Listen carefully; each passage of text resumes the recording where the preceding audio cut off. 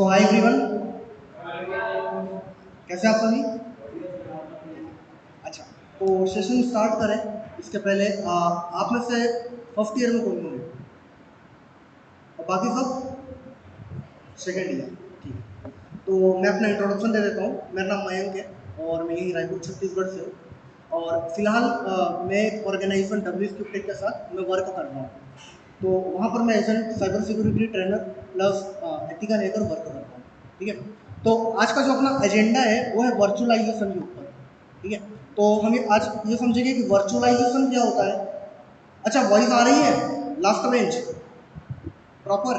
ठीक है, तो आज अपन बात करेंगे वर्चुअलाइजेशन के बारे में और देखेंगे कि वर्चुअलाइजेशन की नीड क्या है। ठीक है, इंडस्ट्री में क्यों रिक्वायरमेंट होती है वर्चुअलाइजेशन की और इसके कुछ अपन प्रैक्टिकल्स करके देखेंगे। ठीक है, और एक बार अपना वर्चुअलाइजेशन वाला पार्ट हो जाए तो उसके आगे वाला भी कुछ पार्ट है जो कि सेकेंड हाफ में रहेगा, वो अपन डिस्कस करेंगे। ठीक है, ओके।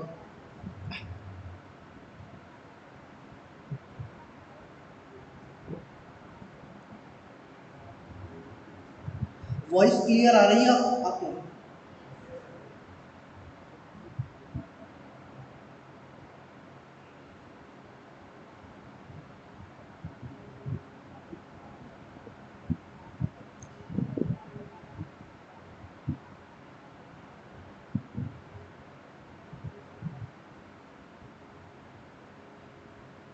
ओके, तो जो अपना टॉपिक है प्रिंसिपल ऑफ वर्चुअलाइजेशन। ठीक है, तो अपन ये देखेंगे कि वर्चुअलाइजेशन बेसिकली होता क्या है। ठीक है, इसका यूज कहाँ पर किया जाता है और इसकी रिक्वायरमेंट क्या है। ठीक है, आप में से कितने लोग इस बारे में पढ़ चुके हैं पहले? किसी ने नहीं पढ़ा है? चलो ठीक है, तो स्टार्ट करते हैं। यह आज का अपना एजेंडा है, टेबल ऑफ कंटेंट है। ठीक है, तो वर्चुअलाइजेशन है, कुछ और चीज़ें भी है जिसके बारे में अपन जानेंगे। हाइपरवाइजर, ठीक है, हाइपरवाइजर के अलग अलग टाइप्स होते हैं, टाइप 1 टाइप 2। ठीक है, फिर EXXI, vSphere, vCenter, कुछ रिसोर्सेज और VMware वर्क स्टेशन, ये सब चीज़ें क्या होती है अभी समझेंगे अच्छे से। ये ओवरव्यू मैं आप सभी को दे रहा हूँ कि आज अपन किस बारे में जानने वाले हैं। ठीक है, तो सबसे पहले बात करते हैं वर्चुअलाइजेशन की। ठीक है, तो वर्चुअलाइजेशन पे बढ़ने के पहले मैं ये चाहता हूं कि आप लोग बताओ कि सर्वर क्या होता है। सर्वर,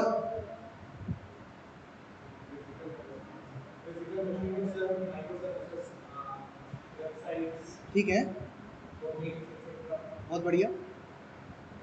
तो सर्वर का काम क्या होता है? सर्वर भी बेसिकली एक कंप्यूटर होता है, ठीक है, जो 24 घंटे ऑनलाइन होता है। ठीक है, इसकी रिसोर्सेज और पावर बहुत ज़्यादा होती है। ठीक है, अगर बहुत ही सिंपल टर्म्स में अगर हमें सर्वर को समझना है तो। ठीक है, तो ये भी कंप्यूटर है सर्वर। अब सर्वर पे क्या होता है, बहुत सारी वेबसाइट्स होस्ट होती है, एप्लीकेशन होस्ट होती है। अब जब बहुत सारी वेबसाइट होस्ट हो रही है, एप्लीकेशन होस्ट हो रही है, तो ये पॉसिबल नहीं होता है कि हम अलग अलग सर्वर बनाएं और वहाँ पर वेबसाइट्स वगैरह को होस्ट करें। ठीक है, तो उसके लिए हम वर्चुअलाइजेशन का यूज़ करते हैं। आगे बढ़ते हैं तो देखो होता क्या है, सर्वर तो एक फिजिकल कंप्यूटर हो गया। ठीक है, अब उसके अंदर हमने बहुत सारी CPU दे दिया, बहुत सारी रैम दे दी, बहुत ज़्यादा स्टोरेज दे दी। अब हमें क्या करना है, उसको अलग अलग पार्ट में डिवाइड करना है। ठीक है, पार्ट में डिवाइड क्यों करना है? क्योंकि हम चाहते हैं कि कुछ आइसोलेटेड एनवायरनमेंट क्रिएट हो। ठीक है, तो उसके लिए अपन क्या करते हैं, वर्चुअलाइजेशन का यूज़ करते हैं। कुछ पॉइंट्स की मदद से समझने की कोशिश करेंगे तो और ज़्यादा इजी हो जाएगा। ठीक है, तो होता क्या है, सर्वर की रिसोर्सेज को अगर हमें एलोकेट करना है इंडिपेंडेंटली अलग अलग जगह पे। ठीक है, फॉर एग्जांपल वेबसाइट 1 है, उसको हम एलोकेट करना चाहते हैं 2 GB रैम। वेबसाइट नंबर 2 है, हम उसको एलोकेट करना चाहते हैं 4 GB रैम। जैसे कि हम पार्टीशन करते हैं सिस्टम के अंदर, होता है C ड्राइव होता है, D ड्राइव होता है, E ड्राइव होता है। तो स्टोरेज का पार्टीशन करते हैं, साथ ही साथ जो प्रोसेसर होता है, रैम वगैरह होता है, उन सब का पार्टीशन करते हैं। यानी कि हम रिसोर्सेज को एलोकेट कर देते हैं, डिवाइड कर देते हैं। और डिवाइड करके क्या करते हैं, सॉफ्टवेयर बेस्ड मशीन क्रिएट करते हैं। ठीक है, इन्हीं सॉफ्टवेयर बेस्ड मशीन को हम बोलते हैं वर्चुअल मशीन। ठीक है, और इस टेक्निक को बोला जाता है वर्चुअलाइजेशन। ठीक है, अब होता क्या है, हम जब वर्चुअलाइजेशन करते हैं तो एक सिंगल फिजिकल हार्डवेयर पे, जैसे कि ये एक सिस्टम है, ठीक है, एक फिजिकल सिस्टम है। अब अगर मैं इसके अंदर चलाना चाहूँ अलग अलग ऑपरेटिंग सिस्टम, क्या ये पॉसिबल होगा? कैसे हुआ? VMware वर्कस्टेशन प्रो, ठीक है, बहुत बढ़िया। तो हम क्या करेंगे, ये जो सिंगल मशीन है, हम यहाँ पर एक वर्चुअल एनवायरनमेंट क्रिएट करेंगे, और वर्चुअल एनवायरनमेंट क्रिएट करके हम इस मशीन के अंदर अलग अलग ऑपरेटिंग सिस्टम चला पाएंगे, ठीक है। एक बार मैं दिखा देता हूँ आप सभी को। तो देखो, जैसे कि वीडियो चलाने के लिए वीडियो प्लेयर होता है, म्यूजिक के लिए म्यूजिक प्लेयर होता है, उसी तरीके से अगर हमें ऑपरेटिंग सिस्टम चलाना है तो हमें वर्चुअल मशीन प्लेयर की जरूरत पड़ती है, ठीक है। एम्यूलेटर सुना होगा आप सभी ने शायद, ब्लू स्टैक चलाया है किसी ने पहले, ठीक है। तो अगर हमें हमारे विंडोज सिस्टम के अंदर अगर एंड्रॉइड एप्स को चलाना है तो हम ब्लू स्टैक का यूज़ करते थे, वो भी क्या था, एक वर्चुअल प्लेयर था, वर्चुअल मशीन प्लेयर। तो मेरे पास VMware वर्कस्टेशन है, ठीक है, ये एक सॉफ्टवेयर है। अब ये क्या करेगा, ये प्लेयर है, ठीक है। इस प्लेयर को अगर मैं ओपन करूंगा तो यहाँ पर देखो एक इंटरफेस आ गया, ठीक है। अब ये प्लेयर के अंदर मैं अलग अलग ऑपरेटिंग सिस्टम चला सकता हूँ। कैसे चलाएंगे, तो देखो यहाँ पर मैंने अलग अलग वर्चुअल मशीन क्रिएट करके रखी है। तो वर्चुअल मशीन का मतलब क्या हुआ कि जो मेन मशीन है, मेन जो हार्डवेयर मशीन है, उसके अंदर हमने मल्टीपल अलग अलग सॉफ्टवेयर बेस्ड मशीन क्रिएट कर ली, ठीक है। तो अब देखो यहाँ पर ये तो मेरा मेन ऑपरेटिंग सिस्टम है जो कि विंडोज है, ठीक है, वो इस सिस्टम पर इंस्टॉल है। इसके अंदर एक सॉफ्टवेयर चला रहा हूँ मैं, VMware वर्कस्टेशन। इस VMware वर्कस्टेशन में अगर आप देखो तो यहाँ राइट साइड में आप सभी को अलग अलग मशीन के नाम दिखेंगे, ठीक है, जैसे कि काली लिनक्स, पेरेट ऑपरेटिंग सिस्टम। अब मैं इस प्लेयर के अंदर मल्टीपल ऑपरेटिंग सिस्टम चला सकता हूँ। इसी टेक्निक को हम बोलते हैं वर्चुअलाइजेशन। समझ में आ रहा है या जंप कर रही है चीजें? पक्का आ रहा है? ठीक है, मैं क्वेश्चन पूछूंगा आगे चल के, ओके। अच्छा, आपने बताया था वर्क स्टेशन, तो आप किस लिए यूज कर रहे थे इसे? वल्नरेबिलिटी रिसर्च के लिए, ठीक है। हैकिंग सीख रहे हो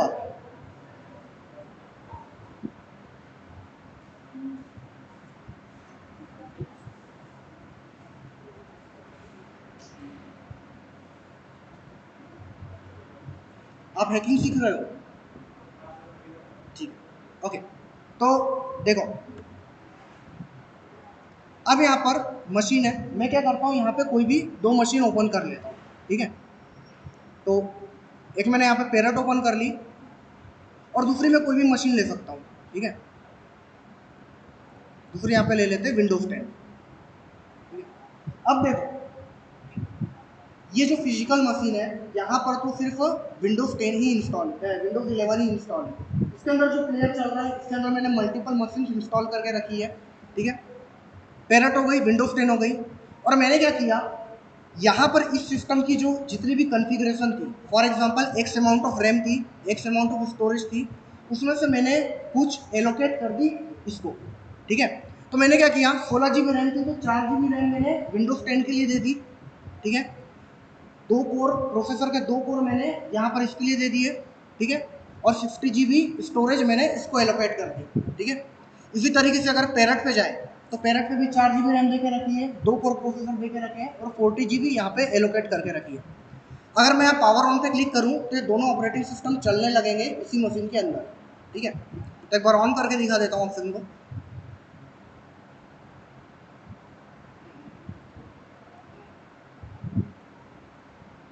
अब देखो, अपन यहाँ से स्टार्ट क्यों कर रहे हैं, यहाँ से स्टार्ट इसलिए कर रहे हैं ताकि हम बेसिक सा जो VM का वर्किंग है, वर्चुअलाइजेशन कोई हेवी मतलब कोई रॉकेट साइंस नहीं है, ठीक है। तो ये जो बेसिक सी चीज़ है इसको हम समझ पाए, इसलिए हम यहाँ से फ्रॉम जीरो से स्टार्ट कर रहे हैं, ठीक है। तब क्या है, ये प्लेयर है, प्लेयर के अंदर बस मशीन चल रही है, अलग अलग इंडिपेंडेंट ऑपरेटिंग सिस्टम चल रहे हैं, ठीक है। अब ये ऑपरेटिंग सिस्टम आपस में इन दोनों के बीच में कनेक्शन नहीं है, ठीक है। ये एज एन आइसोलेटेड एनवायरमेंट में काम कर रहा है, ठीक है। एक बार ऑन भी कर लेते हैं इसको। तो देखो, ये बाहर में विंडोज 11 है, इसके अंदर में चल रहा है विंडोज 10, और यहाँ पे चल रहा है पेरेट, ठीक है। लॉग इन कर लेते हैं एक बार।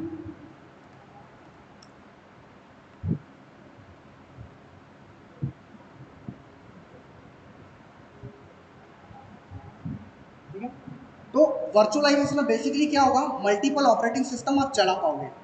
ठीक है, बढ़ते हैं पीपीटी की तरफ और कुछ और चीजें समझते हैं इसके बारे में।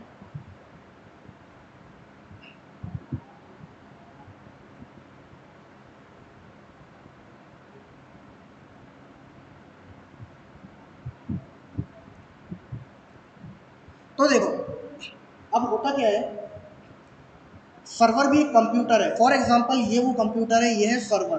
ठीक है, अब डेटा सेंटर के अंदर मल्टीपल सर्वर्स रहते हैं। ठीक है, अब हमें क्या करना है, जो सर्वर के अंदर जो भी रिसोर्सेज एलोकेटेड है, हमें उसे डिवाइड करना है।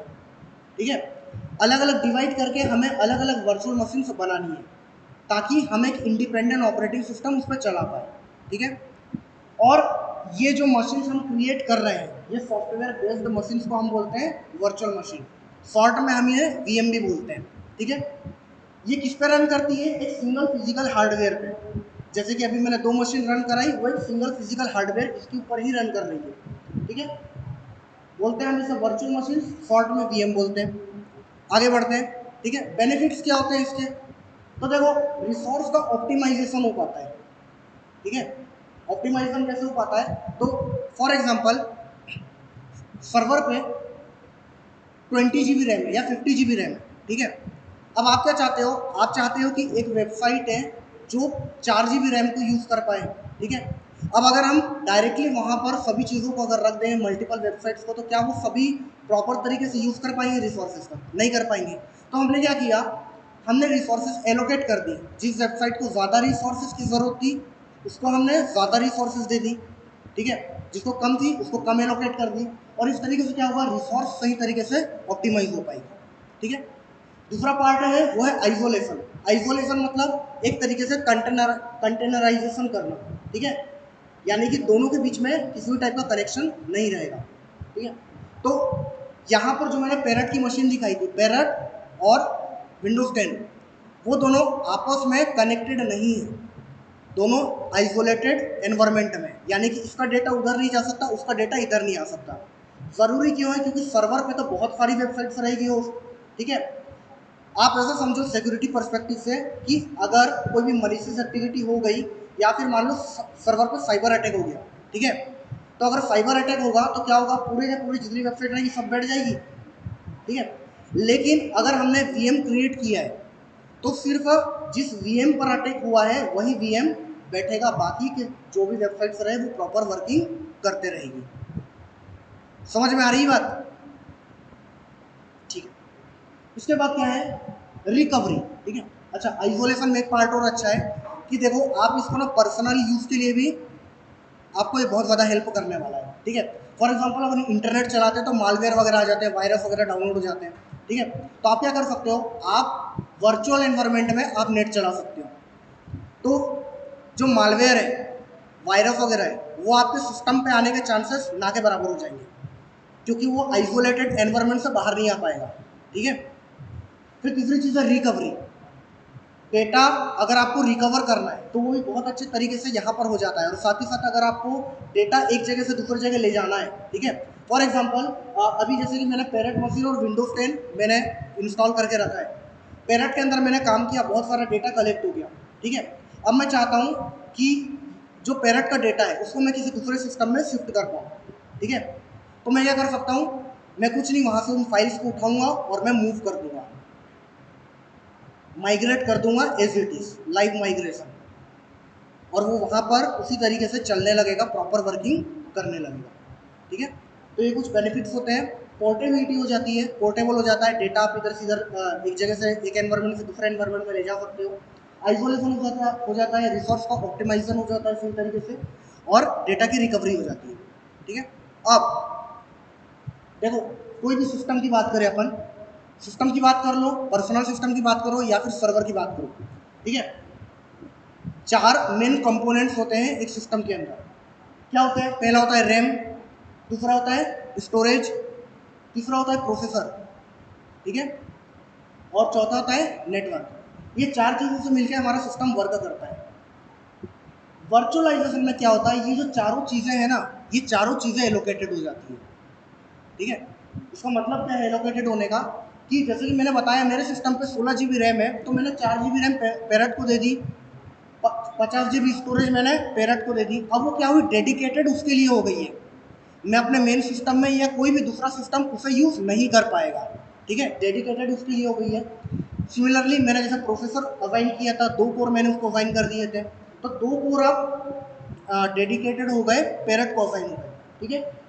अब लास्ट में नेटवर्क। नेटवर्क का मतलब क्या है कि एक वर्चुअल नेटवर्क क्रिएट हो जाता है। देखो हमारे सिस्टम के अंदर ना नेटवर्क कार्ड होते हैं, ठीक है, जिससे कि हम इंटरनेट चला पाते हैं, वाईफाई वगैरह कनेक्ट कर पाते हैं।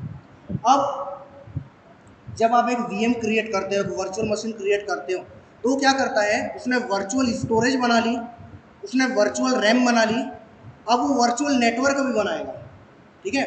और वर्चुअल नेटवर्क बनाएगा यानी कि वो जो मेन नेटवर्क है उसका उससे कोई भी लेना देना नहीं होगा, ठीक है। थोड़ा सा और समझते हैं इस चीज़ को। अब देखो यहाँ वापस आ गए, ठीक है। तो यहाँ पर अच्छा आईपी चेक करना आता है, आईपी कॉन्फ़िग, और किसी को?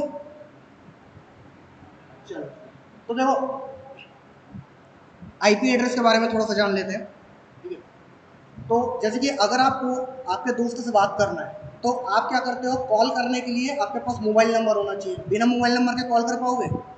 पॉसिबल नहीं है। उसी प्रकार से अगर सिस्टम को एक दूसरे से बात करना होता है, ठीक है, तो ये आईपी एड्रेस की मदद लेते हैं, ठीक है। तो जैसे हर एक पर्सन के पास यूनिक मोबाइल नंबर होता है, उसी तरीके से हर एक सिस्टम के पास यूनिक आईपी एड्रेस होता है, ठीक है। तो अगर मैं आऊँ यहाँ पर आके मैं सीएमडी लिखूँ और यहाँ पे आके आईपी कॉन्फ़िग लिखूँ, ठीक है।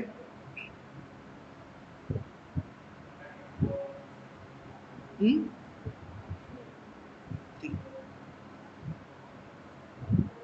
तो यहाँ पर देखो ये वाला पार्ट वायरलेस लैन एडाप्टर में, ठीक है, ये जो सिस्टम है इसके अंदर एक वाईफाई कार्ड लगा हुआ है, हार्डवेयर कार्ड लगा हुआ है, और उस वाईफाई कार्ड का जो एड्रेस है वो ये है, ठीक है।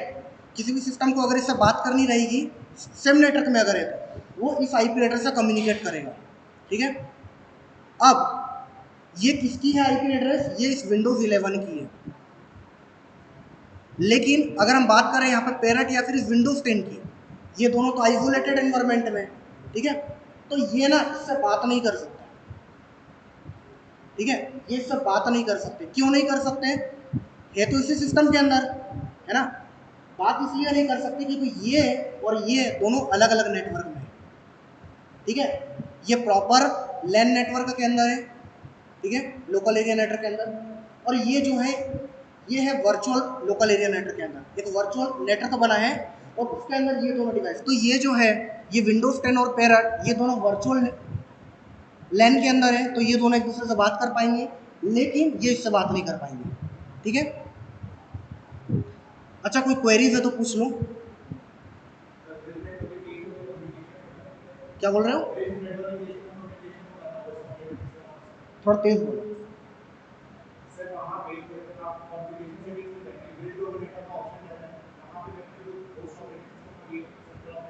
ब्रिज पे कर देंगे तो, ब्रिज पे करेंगे तब, ठीक है। अभी नेट पे सेट है, नेटवर्क एड्रेस ट्रांसलेशन पे, है ना।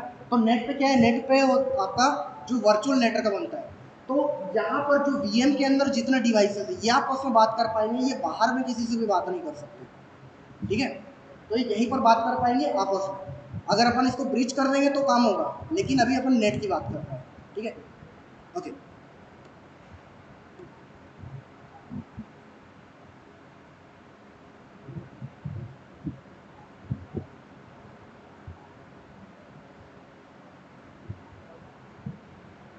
अच्छा और कोई क्वेरीज?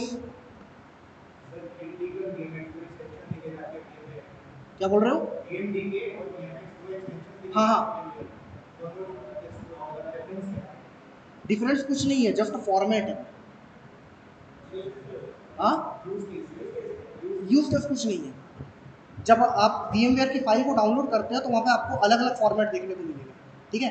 तो आप क्या करते हो, जब जब आप मशीन को इंपोर्ट करते हो तो आप VMX फाइल को इंपोर्ट कर लेते हो, ठीक है। अगर आप जाके देखोगे वहाँ पे आपकी VM वाली फाइल के अंदर, तो आपको पता चलेगा वहाँ पे बहुत सारी फाइल्स होती है, 15, 20, 25, 20+ फाइल्स आपको मिलेगी।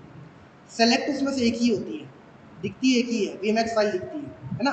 तो VMX फाइल को आप समझो कि वो एप्लीकेशन फाइल है जो कि सेलेक्ट होती है, जो कि रन होती है, और बाकी क्या है, बाकी सब रेफरेंसेस है।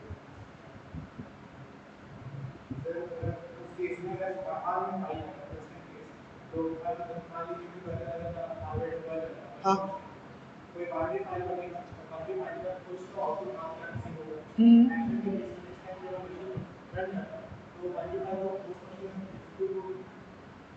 वापस बोलना।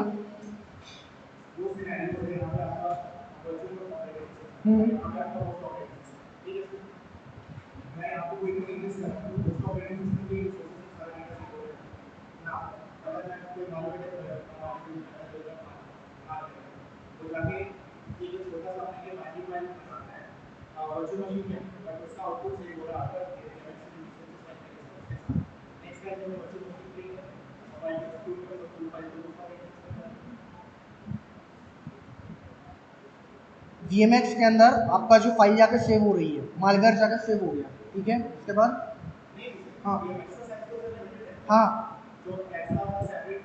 हाँ हाँ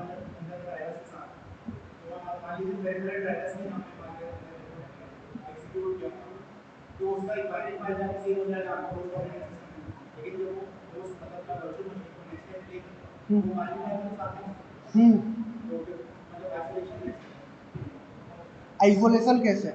अच्छा देखो, आइसोलेशन का मतलब ये है, ठीक है, आइसोलेशन का मतलब ये नहीं है कि वो आपस में कम्युनिकेट नहीं कर सकते, ठीक है, वो कम्युनिकेट कर पाएंगे अगर पोर्ट फॉरवर्डिंग एक्टिव है, ठीक है। तो देखो आपने क्या किया, जो मालवेयर था, ठीक है, वो आपके इसमें क्या था, वर्चुअल मशीन में गया था, ठीक है, और वहाँ पे जाकर सेव हो गया, ठीक है। जो मेन सिस्टम है ना, अब उस स्पेस को वो यूज़ नहीं कर पाएगा। फॉर एग्जाम्पल 50 GB का जो स्पेस था वो उसे यूज़ नहीं कर पाएगा, वो फाइल को रीड नहीं कर पाएगा, वो तो एनक्रिप्टेड फॉर्म में सेव है, ठीक है। अगर आपको फाइल को रीड करना है तो आपको VM से ही जाना पड़ेगा। हाँ हाँ हाँ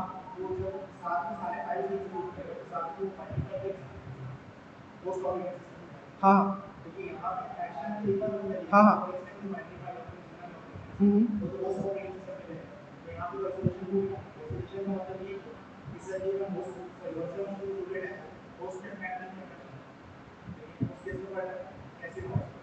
अच्छा देखो, आइसोलेशन को आपने ना, लाइक कंटेनराइजेशन जिसे हम बोलते हैं, आपने उसको थोड़ा सा ना वो कर लिया, मिस इंटरप्रेट कर लिया, ठीक है। आइसोलेशन का मतलब वो नहीं होता है, आइसोलेशन का मतलब ये होता है कि फर्क नहीं पड़ेगा, ठीक है।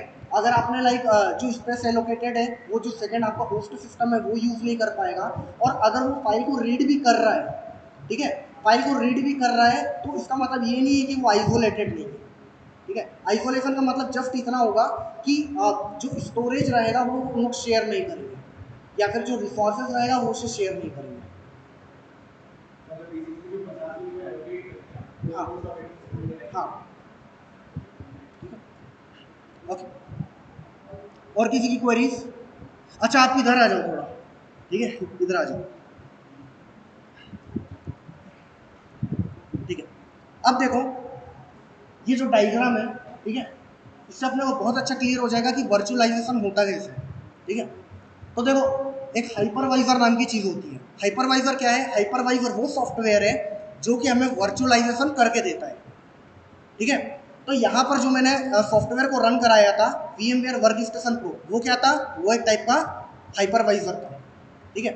अब हाइपरवाइजर काम कैसे करता है? तो हाइपरवाइजर के अंदर क्या होता है, ये देखो, ये जो डायग्राम आपको दिख रहा है, तो इसको अपन मान के चल रहे हैं, ये जो सबसे बॉटम में दिया गया है, ये आपके सिस्टम की रिसोर्सेज है, ठीक है, ये आपके हार्डवेयर रिसोर्सेज है।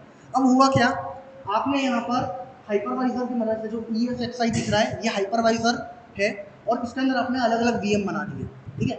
अभी अगर इसी डायग्राम के हिसाब से मैं अपने सिस्टम का बताऊँ कॉन्फ़िगरेशन, तो ये मेरा मेन सिस्टम है, ठीक है, और ये जो है ESXi की जगह पे आएगा VMware वर्कस्टेशन, और VMware वर्कस्टेशन के अंदर आएगा VM, है ना, इसके ऊपर VM रन हो रही है, तो VM के जगह पे क्या आएगा? पेरट आ जाएगा, विंडोज 10 आ जाएगा, XYZ चीज़ आ जाएगी। तो ये इस तरीके से काम करता है, ठीक है।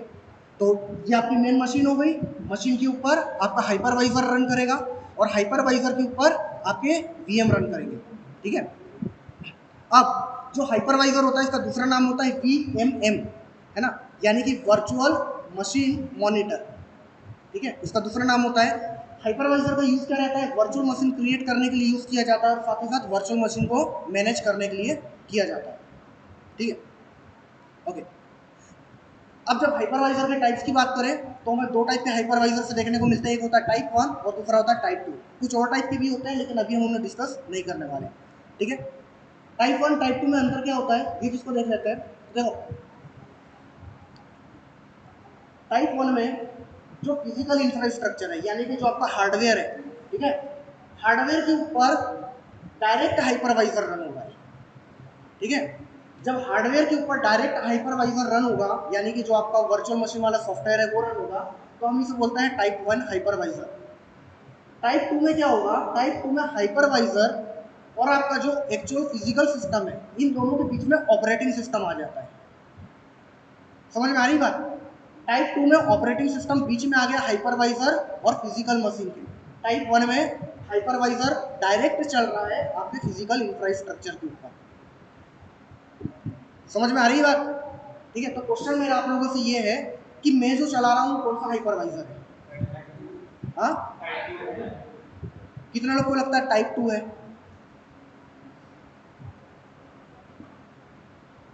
क्यों है टाइप 2? अच्छा रुको, टाइप 1 क्यों है ये मुझे बताओ। टाइप 1 क्यों है? बाकी लोग जिन लोगों ने हाथ नीचे रखे थे जिनको लगता है कि टाइप 1 है, टाइप 1 क्यों है? क्यों लगता है आपको कि टाइप 1 है जो मैं चला रहा हूँ? अच्छा देखो, अगर चीज़ें समझ में नहीं आ रही है तो पूछो, मैं दूसरे तरीके से आप सभी को एक्सप्लेन करूंगा। ठीक है, आप फर्स्ट टाइम पढ़ रहे हो ये टॉपिक तो थोड़ा सा कंफ्यूजिंग जरूर होगा। ठीक है, एक बार में चीज़ें रिटेन नहीं होती है। ठीक है, तो कोई भी अगर डाउट हो रहा है, कोई भी चीज़ें समझ में नहीं आ रही है तो चीज़ों को पूछो, अपने डाउट्स क्लियर कराओ, तो ये बेटर रहेगा। ओके, तो यहाँ पर ये जो मैं चला रहा हूँ, ठीक है, ये वर्चुअल मशीन चल रही है, ये भी एक हाइपरवाइजर है। ठीक है, आप में से काफी लोगों ने बोला कि ये टाइप 1 हाइपरवाइजर है, जिन लोगों ने हाथ नहीं उठाया था। तो जिन लोगों ने हाथ नहीं उठाया था उन लोग मुझे बताओ कि टाइप 1 हाइपरवाइजर क्यों है।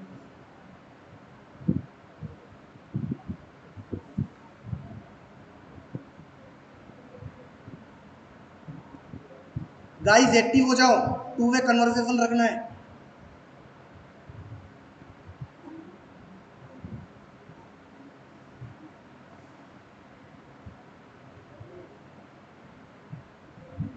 एनीवन?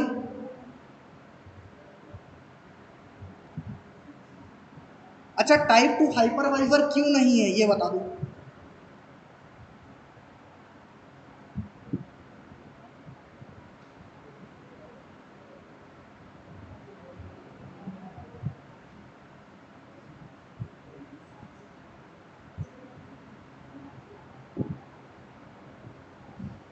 आप बताने वाले हो? टाइप 2 है? टाइप 2 रहेगा, टाइप 1 रहेगा? क्यों? बिल्कुल, है ना, ये ऑपरेटिंग सिस्टम है। हाइपरवाइजर, ये जो वीएम है हाइपरवाइजर और ये जो मेन मशीन है, दोनों के बीच में क्या है? ऑपरेटिंग सिस्टम है। ऑपरेटिंग सिस्टम कौन सा है? विंडोज 11। ठीक है, तो देखो यही चीज यहाँ पे लिखी हुई थी। ठीक है, कि टाइप 1 और टाइप 2 में अंतर क्या है? टाइप 1 पे डायरेक्ट आपके फिजिकल मशीन पे हाइपरवाइजर चलेगा, यानी कि without operating system, operating system की जरूरत ही नहीं पड़ेगी। तो अगर मैं यहाँ पे विदाउट ऑपरेटिंग सिस्टम अगर मैं इसे रन कराता तो टाइप 1 में आता। लेकिन क्योंकि यहाँ पर क्या हो रहा है, मेरी जो फिजिकल मशीन है उसके ऊपर चल रहा है ऑपरेटिंग सिस्टम, चल रहा है नहीं चल रहा है? कौन सा ऑपरेटिंग सिस्टम चल रहा है? 11 चल रहा है, 10 चल रहा है? ठीक है, तो मेरे फिजिकल मशीन पे विंडोज 11 चल रहा है और विंडोज 11 जो है वो है ऑपरेटिंग सिस्टम, उसके ऊपर चल रहा है हाइपरवाइजर। ठीक है, हाइपरवाइजर का नाम क्या है? क्या बोल रहे हो? VMware work station. ठीक है, अब देखो अलग अलग कंपनी अपने अलग अलग हाइपरवाइजर बनाती है तो उनके नाम अलग अलग हो सकते हैं। ठीक है, क्या हाइपरवाइजर और हाइपरवाइजर के टाइप्स क्लियर है सभी को?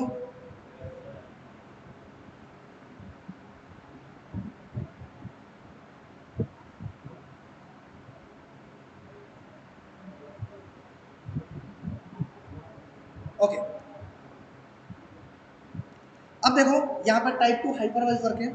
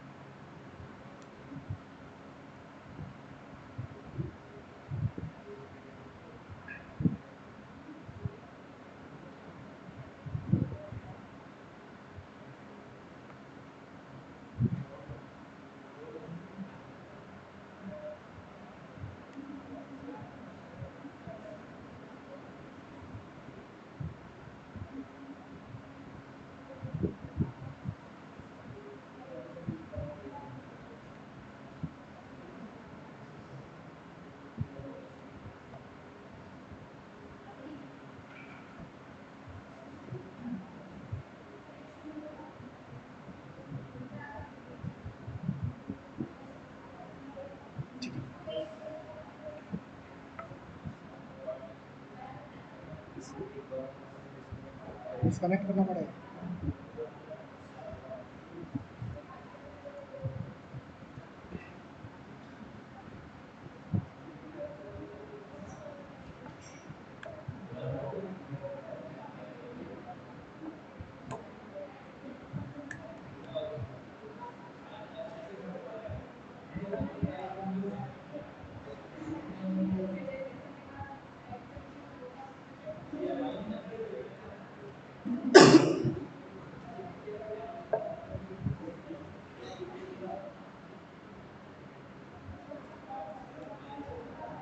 इसको ना रोटेट करने पे चेंज हो जाएगा।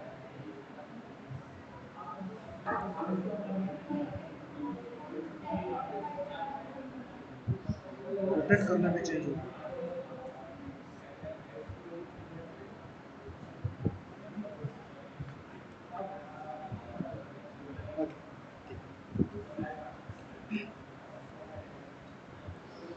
गाइस फोकस, ठीक है, ओके। अब देखो ये हो गई हाइपरवाइजर की बात। एक क्वेश्चन हो रहा है आप लोगों से, थोड़ा अगर ध्यान दोगे इस चीज पे तो आंसर कर पाओगे, ठीक है। अच्छा, हाइपरवाइजर 1 और हाइपरवाइजर टाइप 2 दोनों में से बेटर कौन सा होगा?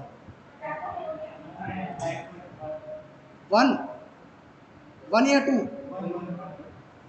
कितने लोग को लगता है 2? हैंड रेस करो 2 वाले।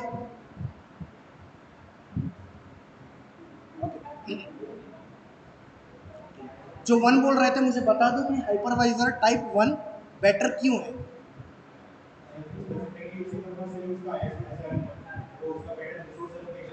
ठीक है, ठीक है,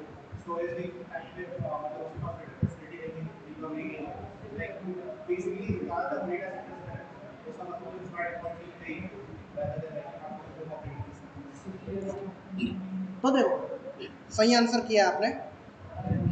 अच्छा देखो, ऑपरेटिंग सिस्टम जब रन होगा ना तो ऑपरेटिंग सिस्टम भी कुछ रिसोर्सेज कंज्यूम करेगा, ठीक है। अभी जैसे विंडोज 11 चल रहा है तो विंडोज 11 को भी तो कुछ ना कुछ स्टोरेज वो आपसे ले रहा होगा सिस्टम की, है ना। कुछ एक्स अमाउंट ऑफ स्टोरेज ले रहा होगा, कुछ रैम कंज्यूम कर रहा होगा, ठीक है, कुछ कोर्स प्रोसेसर का ले रहा होगा। तो क्या हो रहा है यहाँ पर जो परफॉर्मेंस है या फिर जो हमारी रिसोर्स है वो क्या हो रही है, वेस्ट हो रही है एक तरीके से, ठीक है। तो अगर हम चाहते हैं कि हमारी परफॉर्मेंस में किसी भी टाइप का इंटरप्शन ना आए या फिर लैग्स ना आए तो हम क्या करते हैं, हम हाइपरवाइजर 1 को यूज़ करते हैं, ठीक है।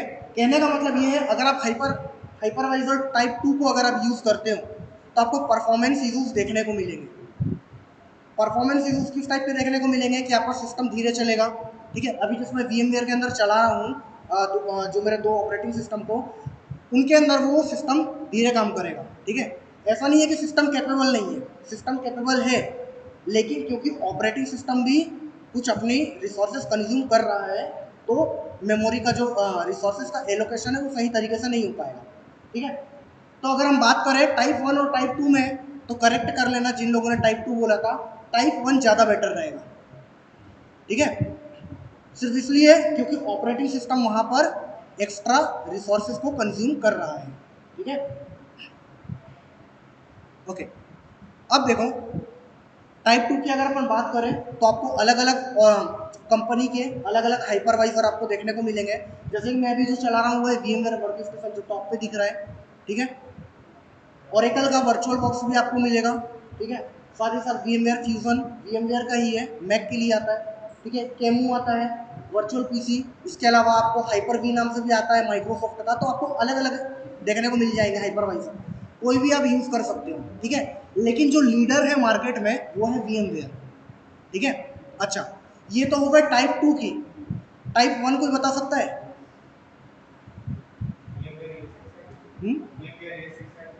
VMware ESXi, ठीक है। अगर हम बात करें VMware ESXi की, VMware vSphere की, तो ये जो होते हैं ये टाइप 1 के होते हैं। खास बात क्या है, ये किसी ऑपरेटिंग सिस्टम पे काम नहीं करते, ये ऑपरेटिंग सिस्टम की ही जगह ले लेते हैं, ठीक है। तो अगर मैं हाइपरवाइजर टाइप 1 को अगर मैं चलाना चाहूँ तो क्या करेगा, वो मेरे विंडोज़ को हटा देगा और मेरे विंडोज़ की जगह ले लेगा और वहाँ पर वो रन कराएगा। अब क्योंकि ऑपरेटिंग सिस्टम है नहीं, है ना, मतलब एक कोई सेकेंडरी प्राइमरी ऑपरेटिंग सिस्टम है नहीं, तो रिसोर्सेज कंज्यूम नहीं करेगा और बहुत अच्छे से काम करेगा, ठीक है। अब देखो पर्सनल यूज़ के लिए हम हाइपरवाइजर टाइप 2 को यूज़ कर लेते हैं, लेकिन जब आप किसी इंडस्ट्री में जाओगे वहाँ पर सर्वर की कॉन्फ़िगरेशन करनी होगी आपको, तो आप हमेशा वहाँ पर हाइपरवाइजर टाइप 1 का यूज़ करोगे। क्लियर है? ओके, अब देखो जैसा कि मैं बता रहा था आप सभी को कि हाइपरवाइजर टाइप 1 के कुछ नाम होंगे, ठीक है। ESXi, vCenter, vSphere, इन तीनों के बीच में अंतर भी देख लेते हैं और क्या चीज़ है इसको देख लेते हैं, ठीक है। तो जब हम हाइपरवाइजर टाइप 1 की बात करते हैं तो हमें ESXi देखने को मिलता है, vCenter देखने को मिलता है, vSphere देखने को मिलता है। तीनों ही तीनों VMware के हैं, ठीक है, साथ में मिलकर काम करते हैं। अब ये किस तरीके से काम करते हैं, देखो ये पिछला वाला ही डायग्राम है, यहाँ पे कुछ एड ऑन चीज़ें ऊपर में ऐड हो गई है, ठीक है। अब यहाँ पर क्या हुआ, ये आपका फिजिकल हार्डवेयर है, फिजिकल सिस्टम है।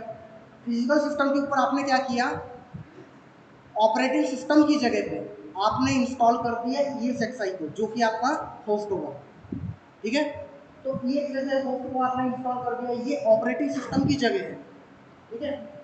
यानी कि जो मेरे में विंडोज 11 चल रहा है उसकी जगह पे आ गया ESXi। क्लियर है यहाँ तक? ठीक है। अब विंडोज 11 पे मैं चला रहा था एक ऑपरेटिंग सिस्टम 1, ऑपरेटिंग सिस्टम 2, ठीक है, अलग अलग VM मैंने क्रिएट किए थे। आप ESXi के ऊपर बनाओगे VM1, VM2, VM3, ठीक है। इसी तरीके से अगर आप मल्टीपल ESXi अगर आप कॉन्फ़िगर करना चाहते हो तो आप वो भी कर सकते हो, और उसके ऊपर भी आप मल्टीपल VMs बना सकते हो, ठीक है।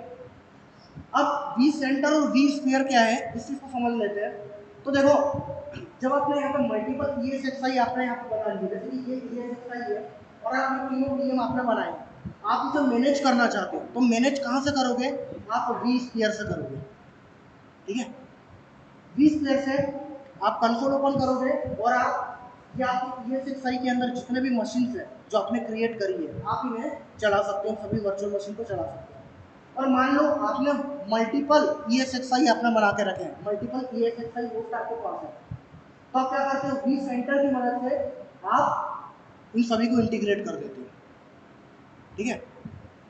फायदे इसके ये होते हैं कि फॉर एग्जांपल आपका ये VM काम करना बंद कर दिया किसी रीजन से, XYZ रीजन हो सकता है, टेक्निकल इशू हो गया, तो क्या करेगा, ये VM अगर काम करना बंद कर दिया तो फिर दूसरा ESXi से रन करा देगा ताकि किसी को टाइप का इंटरप्शन ना आए, ठीक है। आ रही चीजें समझ में? अगर किसी को समझ में नहीं आ रही है तो पूछ सकते हैं। आ रही है? अब देखो यहाँ पर क्वेश्चन है आप लोगों के लिए, ठीक है, ध्यान देना इस जगह पे।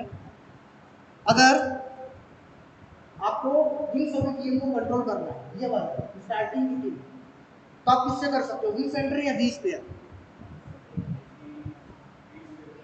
vSphere, ठीक है। लेकिन अगर मल्टीपल ESXi है तो आप vCenter का यूज करोगे, ठीक है। तो ये जस्ट इसके बेसिक्स है, इस चीज का बस ध्यान रखना है, ठीक है। और ये कौन से टाइप में आता है, टाइप टाइप 1 में।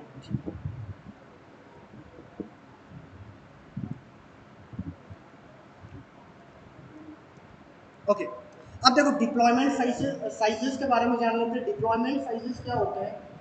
जैसे कि देखो ये जो VMware का सॉफ्टवेयर है जो मैं अभी चला रहा हूँ अपने इसमें VMware वर्क स्टेशन, इसका साइज है 600 MB। ठीक है, जब आप किसी सर्वर को कॉन्फ़िगरेशन करने जाओगे तो आपको ये सब डाउनलोड करना पड़ेगा ESXi को। ठीक है, और आप क्या करोगे, कुछ एक्स अमाउंट ऑफ आप आपकी रिक्वायरमेंट के हिसाब से आप एलोकेट करोगे। ठीक है, तो इसमें आपको ना 5 टाइप के देखने को मिलते हैं। जब आप ESXi को कॉन्फ़िगर करोगे या फिर vSphere को कॉन्फ़िगर करोगे तो आपको अलग अलग डिप्लॉयमेंट साइजेस देखने को मिलेंगे। ठीक है, अब आप कौन सा डिप्लॉयमेंट साइज रखोगे ये डिपेंड करेगा आपकी रिक्वायरमेंट के ऊपर। ठीक है, तो फॉर एग्जांपल आपको 14 GB की मेमोरी देनी है, 579 GB तक की स्टोरेज अगर आपको एलोकेट करनी है तो आप क्या करोगे, आप डिप्लॉयमेंट साइज दोगे टाइनी। ठीक है, इसमें क्या होगा, आप लगभग 10 होस्ट बना सकते हो। होस्ट मतलब क्या है यहाँ पे, होस्ट मतलब क्या है, ESXi। ठीक है, और VM कितना बना सकते हो, 100। ठीक है, लेकिन जरूरी नहीं है, ये तो सबसे छोटा पार्ट है इसका। ठीक है, हम हमारे सिस्टम में तो नहीं कर सकते, इतनी रिसोर्सेज हमारे सिस्टम पे है ही नहीं, पर्सनल सिस्टम पे। लेकिन सर्वर पे जाओगे तो सर्वर पे रहेगी ये सब चीज़ें। ठीक है, तो अगर छोटी से छोटी कॉन्फ़िगरेशन भी आपको करनी होगी तो आप टाइनी भी कर सकते हो।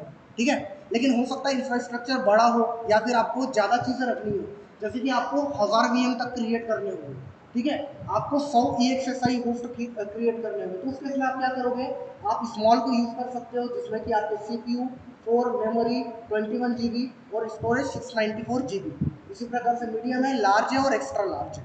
ठीक है, तो ये आपको क्या है, जब आप ESXi या फिर vSphere को जब आप कॉन्फ़िगर करते हो, इंस्टॉल करते हो, तो आपको पूछता है कि आपको किस टाइप का इंफ्रास्ट्रक्चर चाहिए, स्मॉल चाहिए, टाइनी चाहिए, आप आपकी रिक्वायरमेंट के हिसाब से इंस्टॉल करते हो उसी टाइप की। इस चीज़ का ध्यान देना, आपका जो फिजिकल डिवाइस है यानी कि जो फिजिकल सर्वर है उस पर ये कॉन्फ़िगरेशन अवेलेबल होनी चाहिए।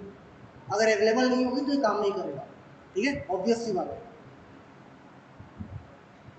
ठीक है, अब देखो दो चीज़ें कर सकते हैं अपन, क्या कर सकते हैं, या तो हम विदाउट ऑपरेटिंग सिस्टम अपन इंस्टॉल कर लें, सेटअप कर लें। दूसरा क्या है, आप अगर चाहो तो आप VMware वर्क स्टेशन के अंदर भी कर सकते हो। ठीक है, कैसे करोगे, तो आपको जस्ट फाइल को डाउनलोड करना है, ओपन है वर्चुअल मशीन पे क्लिक करना है। अब देखो ये वाला वो पार्ट है जहाँ पे मैं बोल रहा था। ठीक है, जब आप इसे सेटअप करोगे तो आपको पूछेगा कि आपको कौन सा चाहिए, लार्ज चाहिए, एक्स्ट्रा लार्ज चाहिए, टाइनी चाहिए, स्मॉल चाहिए, इसमें भी अलग अलग चीज़ें पूछ रहा है आपको। ठीक है, तो आपको आपकी रिक्वायरमेंट के हिसाब से सेटअप करना है। अगर आप अपने पर्सनल सिस्टम पे कर रहे हो तो आपको टाइनी ही रखना है। ठीक है, और इस बात का ध्यान देना कि जो रिसोर्सेज वगैरह है वो प्रॉपरली एलोकेटेड हो, नहीं तो प्रॉब्लम हो जाएगी। ठीक है, उसके बाद आपको कुछ कॉन्फ़िगरेशन करनी पड़ती है। ठीक है, और कॉन्फ़िगरेशन के अंदर आप यही सब चीज़ें करते हो कि आप बताते हो किस टाइप की आईपी रहेगी, IPv4 रहेगी। उसके बाद फिर आप बताते हो स्टैटिक आईपी वगैरह असाइन करते हो, डोमेन कंट्रोल वगैरह, डोमेन नेम वगैरह असाइन करते हो और इसे सेटअप कर लेते हो। ठीक है, ये एक्सआई का डैशबोर्ड कुछ इस प्रकार से दिखता है। ठीक है, इस डैशबोर्ड पे आने के पहले अपन वर्क स्टेशन प्रो के डैशबोर्ड पे आ जाते हैं। ठीक है, तो अब देखो यहाँ पर आ गया मैं, अगर मैं इस मशीन को ऑफ कर दूं,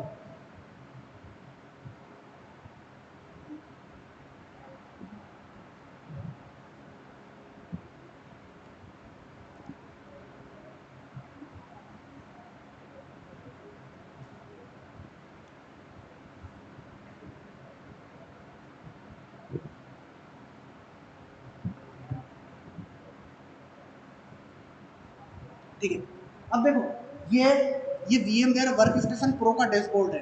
ठीक है, इसके अंदर क्या है, इसके अंदर मैंने मेमोरी वगैरह, प्रोसेसर वगैरह एलोकेट करके रखी है। अगर मुझे चेंज करना है तो मैं यहाँ से चेंज कर सकता हूँ। ठीक है, बहुत ही बेसिक, बहुत ही फंडामेंटल चीज़ है। यहाँ से आप चीज़ों को चेंज कर सकते हो, रैम बढ़ानी है, मेमोरी बढ़ानी है, यहाँ से आप बढ़ा सकते हो।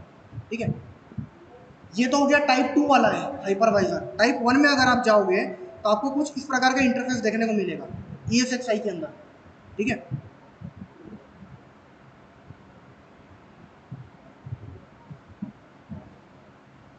ओके, तो यहाँ पर क्या है, यहाँ पर होस्ट दिया गया है। ठीक है, आपने होस्ट का नाम दिया गया है, अब जो भी मशीन को सेट करोगे वहाँ पे CPU रैम वगैरह आपने कितनी असाइन करके रखी है वो चीज़ें दी गई है, और इस प्रकार से आपका डैशबोर्ड ESXi का दिखाई देता है। बात करें vSphere क्लाइंट की, ठीक है, अगर आपको मल्टीपल VM को सॉरी जितने भी आपने VM क्रिएट करे हैं एक सिंगल ESXi के अंदर, एक सिंगल होस्ट के अंदर, अगर आप उन्हें मैनेज करना चाहते हो तो vSphere क्लाइंट का यूज़ कर सकते हो। जब vSphere क्लाइंट का यूज़ करते हो तो आपको आपके जो डिवाइस आपका VM है उसकी IP आपको यहाँ पर दिखने लगती है, ठीक है, और यहाँ से आप जो भी एलोकेशन है चेंजेस आप कर सकते हो, ठीक है। एक्सेस कैसे करोगे? एक्सेस आप ब्राउजर के थ्रू कर सकते हो, ठीक है।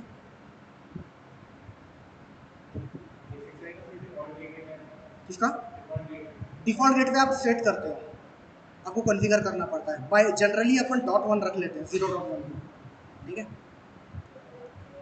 ओके। इस पार्ट में अपन ने जो भी देखा इसमें से कोई भी क्वेश्चन, कोई भी क्वेरीज?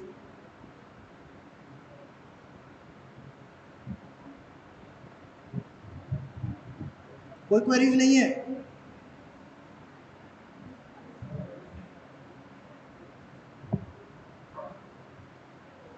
गाइस बातें बाद में कर लेना, कोई भी क्वेश्चन है इस टॉपिक से रिलेटेड तो पूछ सकते हो आप लोग, क्लियर है? ठीक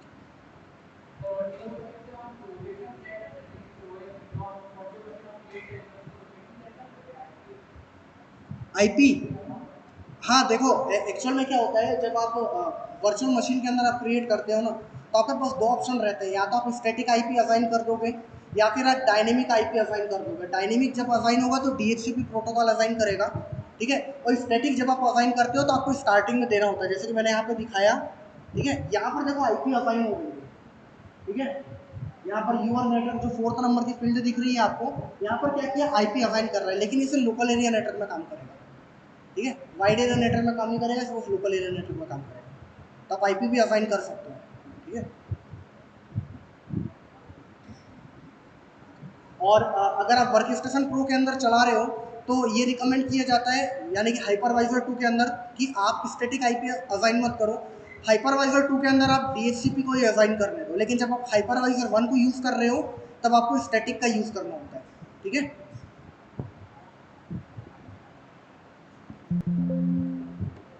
क्या यहाँ तक क्लियर है? ओके, अब अपन सेशन के दूसरे पार्ट में आ जाते हैं, ठीक है। आप एथिकल हैकिंग के बारे में कुछ डिस्कस कर लेते हैं अपन। तो देखो जब भी कोई सिस्टम कॉम्प्रोमाइज होता है ना तो उसके पीछे कुछ ना कुछ रीजंस होते हैं, ठीक है। तो आप लोग बताओ आपके हिसाब से कोई भी सिस्टम के कॉम्प्रोमाइज होने के पीछे रीजन क्या होते हैं?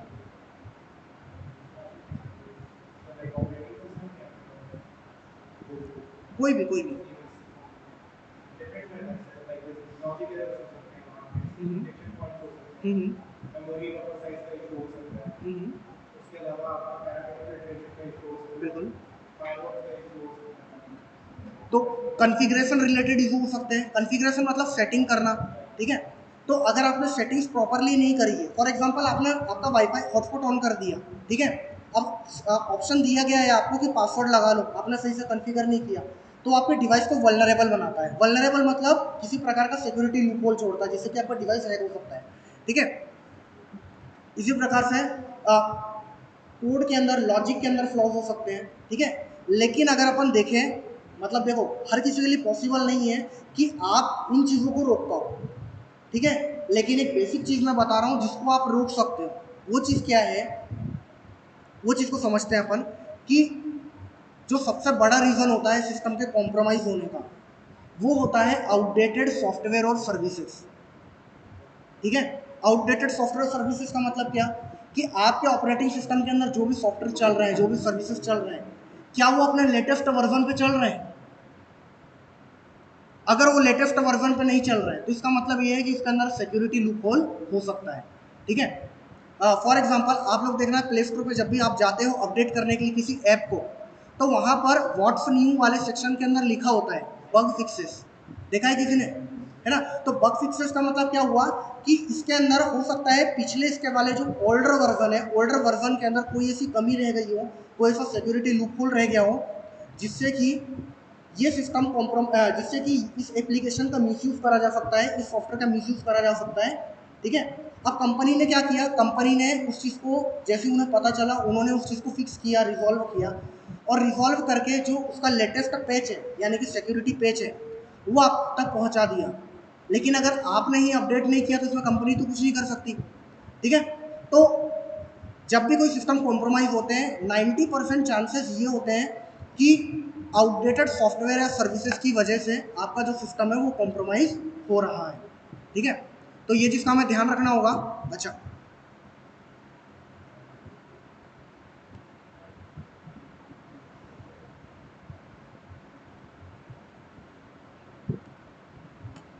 अब जब सॉफ्टवेयर सर्विसेज पे आ ही गए तो आप में से कितने लोग हैं जिन लोगों के डिवाइस के सभी software services up to date है? सबका अपडेट है, सभी एप्स अपडेट है, ठीक है। कब किया था आपने लास्ट अपडेट? कल किया था। अच्छा, इस बात के चांस तो नहीं है कि अभी अपडेट आया होगा कोई? चांस तो होंगे, है ना। अगर कोई नया अपडेट आया होगा, आपने अगर कल अपडेट किए, सभी ऐप्स को अपडेट कर दिया, अगर आज कोई अपडेट आया तो छूट गया, मतलब क्या, आपका डिवाइस वल्नरेबल छूट रहा है, ठीक है। हो सकता है आप ऑटो अपडेट को ऑन करके रखा हो आपने, ये भी हो सकता है, तो मतलब अपडेट आते ही अपडेट हो जाएगा, ठीक है, अच्छी बात है। लेकिन यहाँ पर भी एक प्रॉब्लम है। प्रॉब्लम क्या है कि आप सिर्फ उन्हीं सॉफ्टवेयर को, उन्हीं सर्विसेज को आप अपडेट कर सकते हो जिनके बारे में आपको पता हो। आपको पता है आपके सिस्टम में व्हाट्सएप चल रहा है तो आपने उसको अपडेट कर लिया, ठीक है। क्रोम चल रहा है, आपने उसको अपडेट कर लिया। अगर मैं बोलूँ क्या आपने एफटीपी अपडेट किया? एफटीपी अपडेट किया आप सभी ने? एफटीपी सॉफ्टवेयर आपने कर लिया? हाँ, आपसे उम्मीद है आपने कर लिया होगा, ठीक है। तो देखो, बहुत सारी ऐसी सॉफ्टवेयर सर्विसेज होती है जिनके बारे में हमें पता नहीं है। जब पता ही नहीं है कि हमारे सिस्टम में वो एग्जिस्ट करती है तो हम उसे अपडेट नहीं कर सकते, ठीक है। तो ये चीज़ होती है जो आपके डिवाइस को वल्नरेबल बनाता है। अब अपन एक प्रैक्टिकल करते हैं, छोटा सा प्रैक्टिकल है, बहुत बेसिक सा, ठीक है।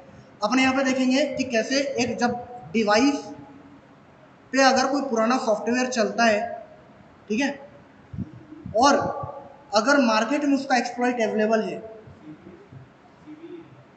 सीवी, ठीक है, मार्केट में अगर उसका एक्सप्लॉइट अवेलेबल है तो किस तरीके से उसको बिना क्लिक कराए भी उसे कॉम्प्रोमाइज़ किया जा सकता है, पूरा कंट्रोल में किया जा सकता है, ठीक है। तो अब देखो यहाँ पर आ गया हूँ मैं वापस से अपने वर्चुअलाइजेशन प्लेटफॉर्म पे, ठीक है। यहाँ पे मैंने एक अटैकर मशीन ऑन कर ली जो कि है काली लिनक्स, ठीक है। दूसरे एंड पे आ गया हूँ, विक्टिम मशीन है जो कि है मेटा एक्सप्लॉइटेबल 2, ठीक है। दोनों ही लिनक्स ऑपरेटिंग सिस्टम है।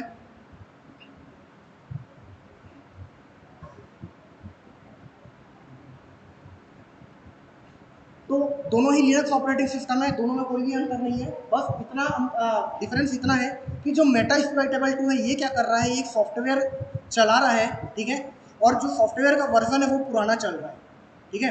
अब क्योंकि सॉफ्टवेयर का वर्जन पुराना चल रहा है तो होगा क्या, एक अटैकर जिसको पता रहेगा कि कौन सा सॉफ्टवेयर का पुराना वर्जन चल रहा है, वो क्या करेगा, वो एक एक्सप्लॉइट को रन करेगा, और एक्सप्लॉइट को रन करते ही आपको कहीं क्लिक कराने की भी जरूरत नहीं होगी, हो सकता है पूरा सिस्टम आपके कंट्रोल में आ जाए, ठीक है।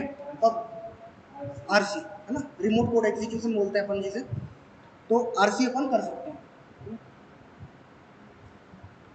तो अब देखो यहाँ पे ये मेटा एक्सप्लॉइटेबल मशीन लिनक्स, ये विक्टिम है जिसको अपन हैक करेंगे, ठीक है। ये ऑन हो चुकी है, और अभी देखो यहाँ पर ये मशीन के अंदर मैंने लॉगिन भी नहीं किया है, ठीक है।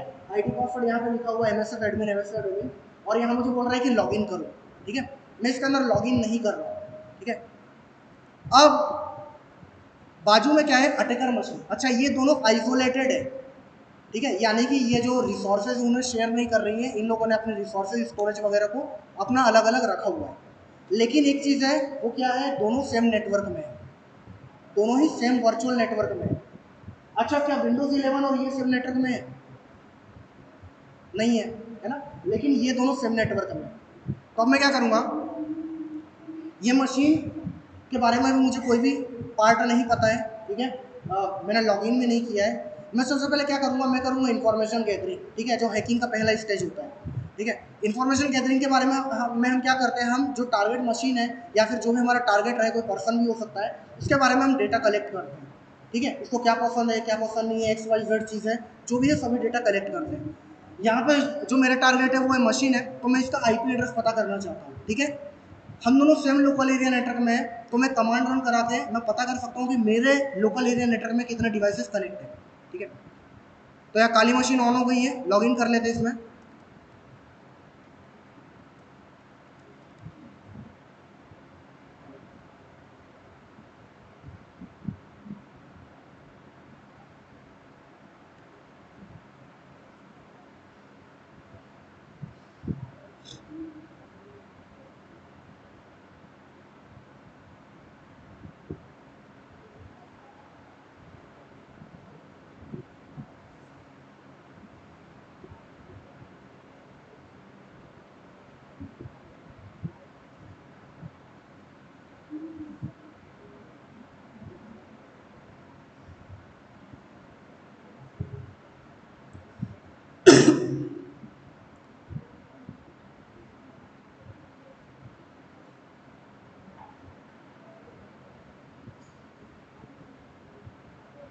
अच्छा, आप में से कितने लोग लिनक्स चलाते हो?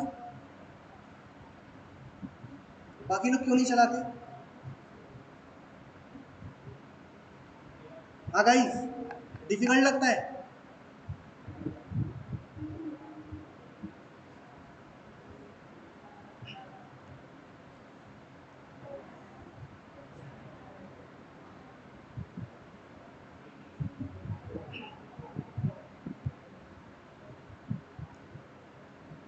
ठीक है, मशीन को बूट होने का वेट कर लेते हैं। अब देखो ये प्रॉब्लम है हाइपरवाइजर 2 के साथ में।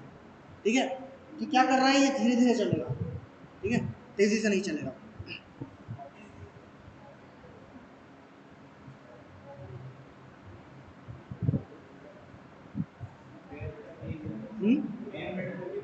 बेयर मेटल होता है।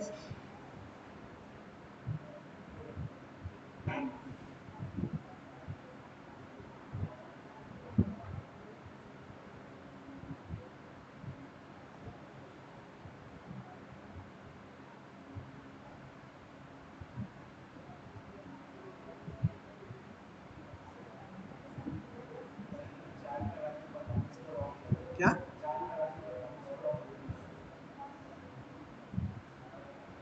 वैसे अभी तक तो ऑन हो जाना था।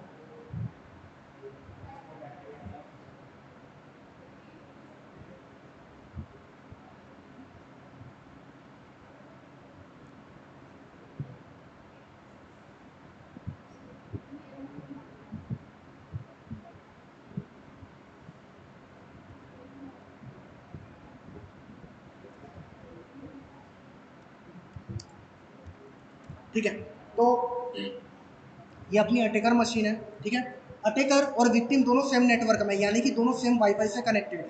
ठीक है, अब होगा क्या, अपन जो विक्टिम का डिवाइस है, अपन उसकी आईपी पता करेंगे। ठीक है, हम पता करेंगे कि हमारे वाईफाई से कौन कौन कनेक्टेड है, और जो भी हमारे वाईफाई से कनेक्टेड रहेगा, हम टारगेट की आईपी पता लगाएंगे, और फिर टारगेट को कॉम्प्रोमाइज़ करेंगे बिना क्लिक करवाए। ठीक है, तो यहाँ टर्मिनल ओपन कर लेता हूँ मैं।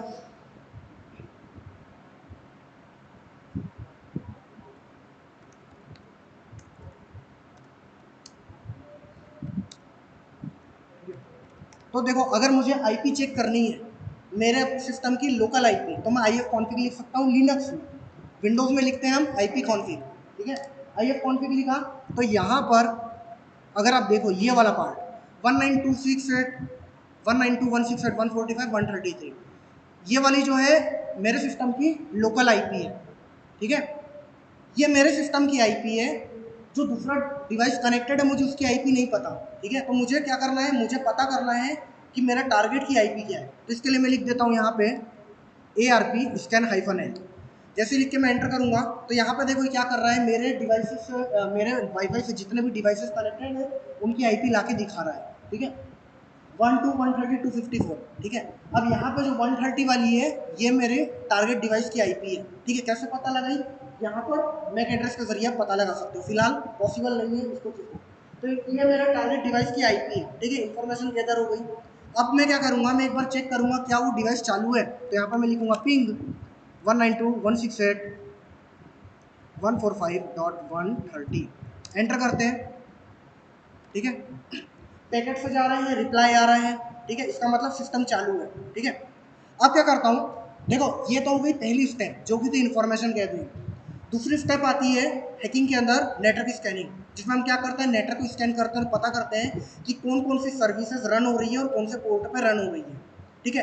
अगर आपके सिस्टम पे कोई भी पुराना वर्जन चल रहा है किसी भी सॉफ्टवेयर का, तो आपके सिस्टम को इसी प्रकार से कॉम्प्रोमाइज कराएगा। तो मैं यहाँ पे क्या करता हूँ, मैं यहाँ पे लिखता हूँ nmap, ठीक है। nmap क्या है, nmap एक टूल है जिसका फुल फॉर्म है नेटवर्क मैपर, ठीक है। इससे हम नेटवर्क को मैप कर सकते हैं, पता लगा सकते हैं कि कोई भी जो एक्टिव सिस्टम है उसके ऊपर कौन कौन सी सर्विसेज चल रही है, ठीक है। हाँ, एक्चुअल में क्या है, लैग कर रहा है थोड़ा,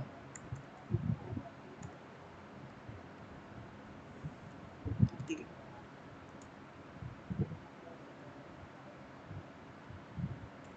ठीक है। तो मैं nmap को क्या बोल रहा हूँ, nmap नाम के टूल को मैं बोल रहा हूँ कि ये जो आईपी है ना, इसको स्कैन करो, ठीक है, और इसको स्कैन करके मुझे बताओ कि इस पर कौन कौन सी सर्विसेज चल रही है, ठीक है। हाँ, क्या बोल रहे हो, ये बोल रहे हो रेंज, पूरी रेंज को कर लेना, ठीक है। मेरे को यहाँ पर पोर्ट पूरी रेंज नहीं देनी पड़ेगी 65535, तो मैं एंटर कर देता हूँ। हाँ। तो देखो ये क्या बता रहा है, ये बता रहा है कि जिस आईपी को ये स्कैन कर रहा है, जिस सिस्टम को ये स्कैन कर रहा है, यानी कि मेटा एक्सप्लॉइटेबल को, ठीक है, ये वाले सिस्टम को, जो सिस्टम में अभी तक हमने लॉगिन भी नहीं किया है, ठीक है। इस सिस्टम पे कौन सी सर्विसेज चल रही है, तो बता रहा है देखो इतने सारे पोर्ट ओपन है और अभी सर्विसेज का नाम भी ये बताने लगेगा, ठीक है। थोड़ा सा टाइम लेते हैं इसको,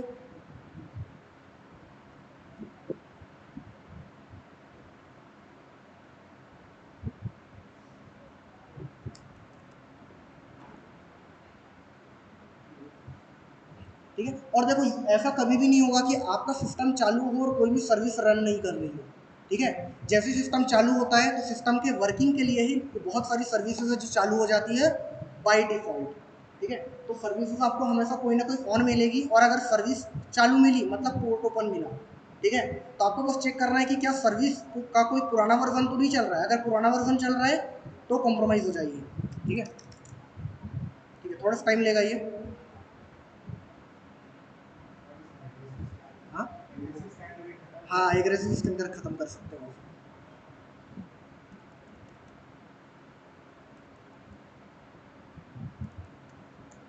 वैसे मेटा एक्सप्लॉइटेबल है, ज़्यादा कुछ लेगा नहीं, है ना। हाँ, नहीं तो 8-10 घंटे तो नॉर्मल रहते हैं नेटवर्क स्कैनिंग में। हाँ, CTF आता है।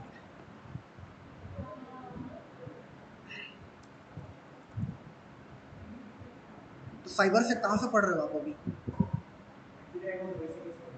अच्छा, O S C P done. अच्छा, अभी सेकंड अटेम्प्ट है। सी एच हो गया, एक्सपायर हो गया, अच्छा ठीक है। तो आगे क्या प्लान है?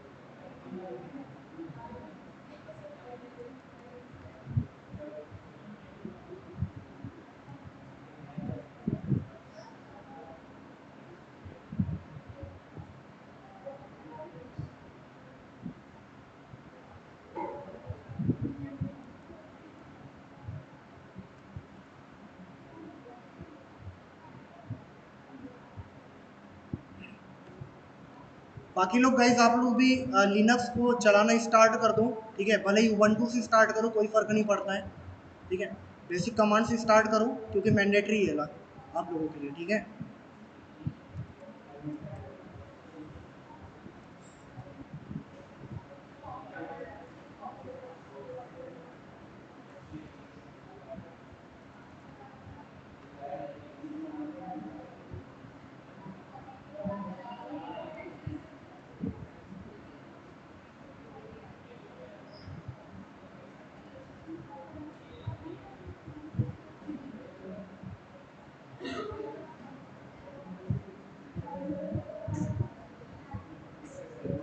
एक से 50 देनी थी रेंज, 1 से 50 देनी थी, एग्रेसिव दे दिया मैं। हाँ, उसको तो टर्मिनेट कर दिया था। पोर्ट, हाँ,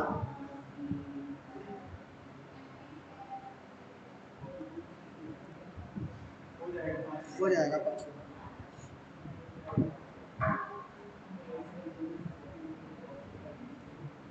आप लोगों की कोई भी क्वेरीज है तो पूछ सकते हैं आप लोग जब तक स्कैन हो रहा है।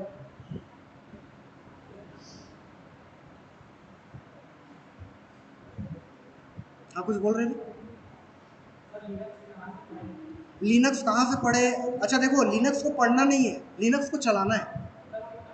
हाँ देखो, क्या करना आप, जस्ट गूगल करना, देखो अपने पास सबसे अच्छी चीज़ क्या है पता है, सब चीज़ें अवेलेबल है इंटरनेट पे, ठीक है, गूगल पे अवेलेबल है, आपको ट्यूटोरियल्स मिल जाएंगे यूट्यूब पे, तो ऐसा नहीं है कि रिसोर्सेज की कमी है, तो बस आपको सर्च करना है एक बार, ठीक है, बेसिक लिनक्स कमांड लिख के अगर आप गूगल कर लोगे, यूट्यूब कर लोगे, आपको मिल जाएंगे कमांड, ठीक है।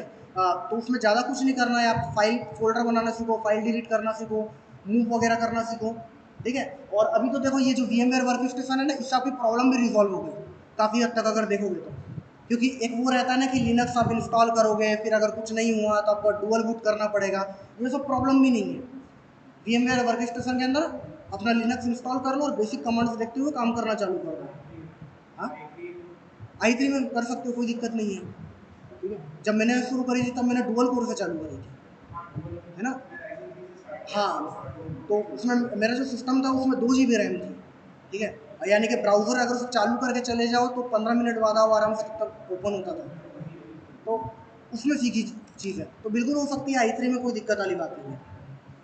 हाँ, लेकिन अगर आपको जिसकी पेन टेस्टिंग करनी है, ठीक है, एंड्रॉइड ऐप्स की पेन टेस्टिंग करनी है, वेब एप्लीकेशन की पेन टेस्टिंग करनी है, बर्कफुट वगैरह को यूज़ करते हो, स्पाइडरिंग करते हो आप हेवी, वहाँ पर आपको दिक्कत आएगी। हाँ, लैग होने लगेगा वो। हाँ, हाँ, क्रैश भी बहुत होगा। अच्छा, मैं इसको पोर्ट की रेंज हटाना भूल गया था, उसको हटा देता हूँ, 1 से 50 कर देते हैं, ठीक है।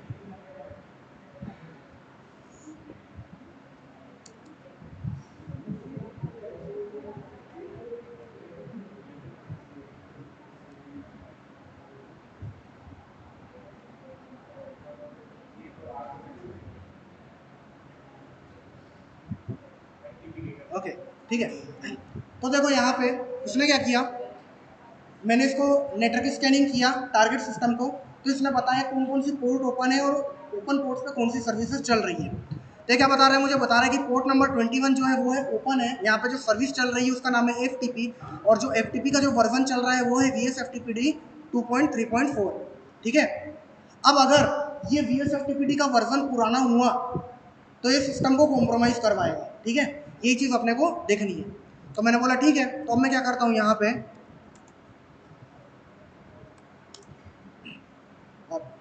एक टूल को ओपन कर लेता हूँ जिसका नाम है MSF कंसोल, ठीक है, मेटास्प्लॉइट फ्रेमवर्क, जो कि हैकिंग में यूज़ किया जाता है। तो यहाँ पर आता हूँ, मैं लिखता हूँ MSF कंसोल, इसको चालू कर लेते हैं, ठीक है। और अब मैं क्या करूँगा, MSF कंसोल की मदद से मैं उस सिस्टम पे अटैक करूँगा, ठीक है।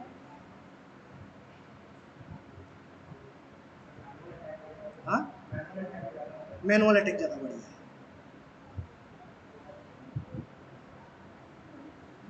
ठीक है। तो सर्विस का नाम था VSFTPD और वर्जन था 2.3.4। तो मैं क्या बोल रहा हूँ, मैं इससे पूछ रहा हूँ यहाँ पे सर्च करके कि क्या आपके पास VSFTPD नाम का जो सॉफ्टवेयर है इससे रिलेटेड कोई भी ऐसा मलिशियस प्रोग्राम अवेलेबल है क्या, जो कि उस सिस्टम को कॉम्प्रोमाइज़ कराएगा। एंटर कर दिया तो जो मुझे बोल रहा है कि इसके पास दो चीज़ है, दो प्रोग्राम है VSFTPD से रिलेटेड, एक है ऑक्सिलरी और दूसरा है एक्सप्लॉइट। ठीक है, ऑक्सिलरी पे हमें फोकस नहीं करना है फिलहाल, हमें फोकस करना है एक्सप्लॉइट पे। एक्सप्लॉइट वो प्रोग्राम होते हैं जो सिस्टम में आपको एंट्री दिलाते हैं। ठीक है, वर्जन कौन सा दे रहा है, तो वर्जन दे रहा है 2.3.4 लिखा हुआ है। ठीक है, तो अब क्या करते हैं, अपन इसी को ट्राई करके देखते हैं। तो मैं यहाँ पे लिखता हूँ यूज, नंबर इसका 1 है तो 1 कर देता हूँ, एंटर कर देता हूँ। ठीक है, तो ये बोल रहा है कि ये VSFTPD का बैकडोर यूज करने वाला है। ठीक है, अब मुझे क्या करना है, मुझे 100 ऑप्शन से लिखना पड़ेगा यहाँ पे। ठीक है, जिससे कि मैं इसे बताऊंगा कि किस पे अटैक करना है। ठीक है, अभी मैंने इसे बताया तो नहीं है, तो मैं क्या करूंगा, मैं यहाँ आर होस्ट के अंदर वो IP दूंगा टारगेट सिस्टम की, और मैं बताऊंगा कि इसके ऊपर अटैक करो।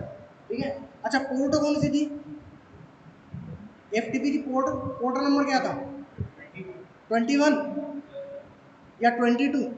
ठीक है, तो आर पोर्ट में लिखा हुआ है 21। अगर ये वैल्यू गलत रहती तो मैं इसे सेट करता, ये वैल्यू सही सेट है, आर होस्ट की वैल्यू मुझे सेट करनी पड़ेगी। ठीक है, तो यहाँ पे लिखते हैं सेट आर होस्ट। ठीक है, अच्छा IP बता दो,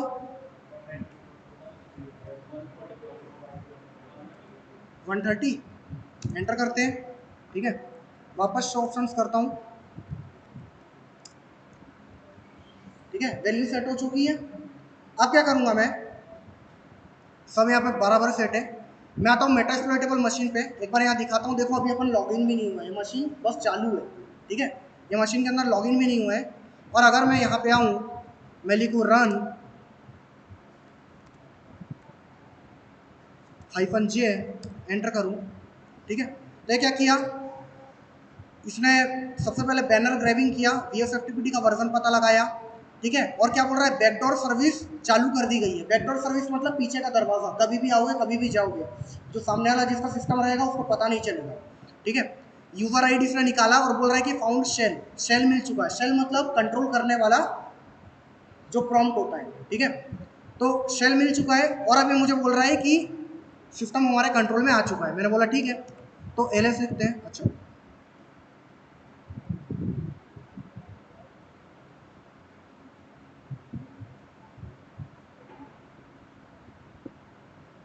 LS, ठीक है।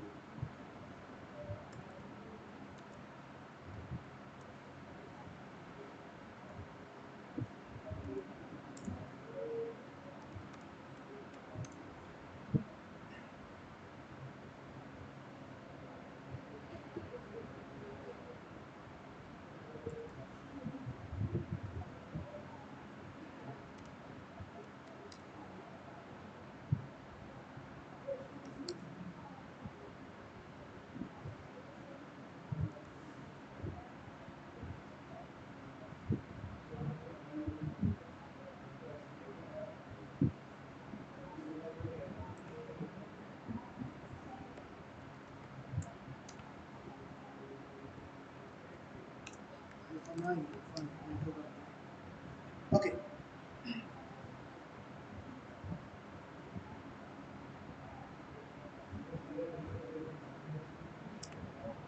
ठीक है, तो देखो यहाँ पे जब मैंने LS लिखा, LS होता है लिस्ट कराने का कमांड। ठीक है, तो यहाँ पे जो डायरेक्टरीज का नाम दिख रहा है, ये डायरेक्टरीज का नाम काली मशीन के नहीं है। ठीक है, ये विक्टिम मशीन के है।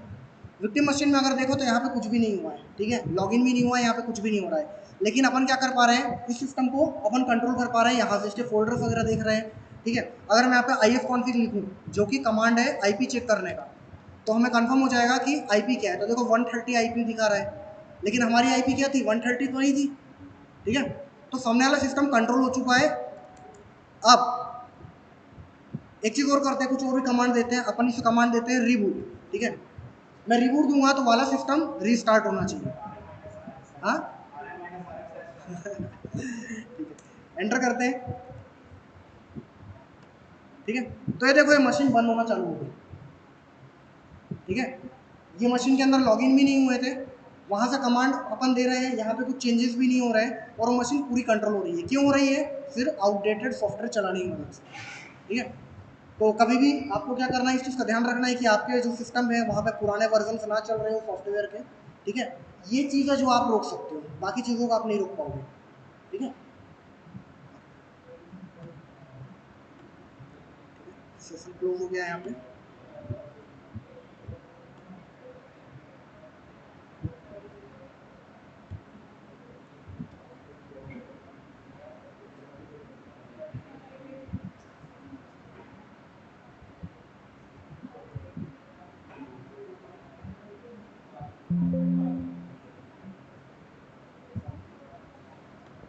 ओके गाइस, तो दैट्स इट। आपकी कोई भी क्वेश्चन है तो पूछ सकते हो।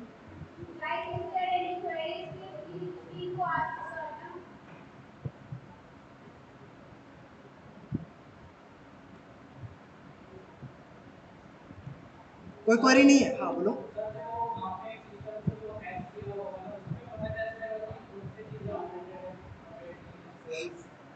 सर्विस देखो, हमने जो नेटवर्क स्कैनिंग किया ना, नेटवर्क स्कैनिंग में मुझे पता चला कि कौन से पोर्ट पे कौन सी सर्विस चल रही है।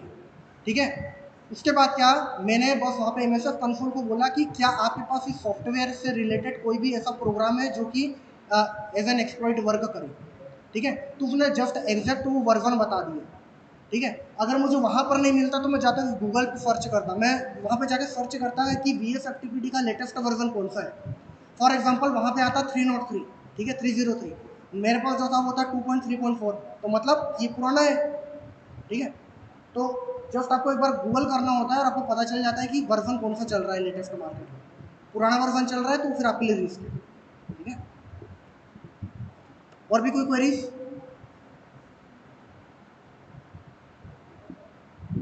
ठीक है, ओके गाइस।